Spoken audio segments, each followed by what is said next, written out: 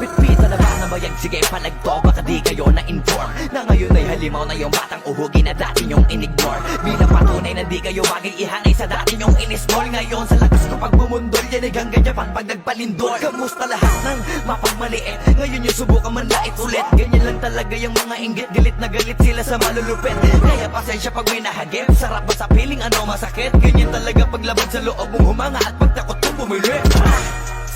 Puta diba napakasakla? Ginigiit na wala kong talento pero isa ka sa napalakpak. Sige-sigilan nakakaputak, sa pandinig mo ay isalpak. At sa mahina laman na awitin hanggang sa ang utak mo'y mabakbak. Ano masarap ba?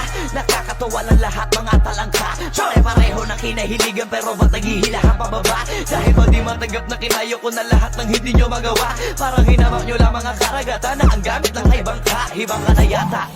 Hibang ka na yata. Hibang ka na yata.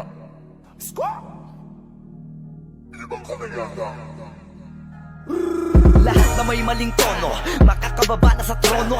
Handa naman akong pakinggan kayo, wag nyo lang ako gawin bobo. Bueno, eto na ang malinaw na sagot ko sa napakalabong tanong ko. Bakit ako sumusulot o papatunayan na hindi ako patabon? Alam nyo ba yun? Malamang hindi kasi hindi kayo alisto. Sa sobrang bulag nyo sa katotohanan, lahat kayo ay pinanisko.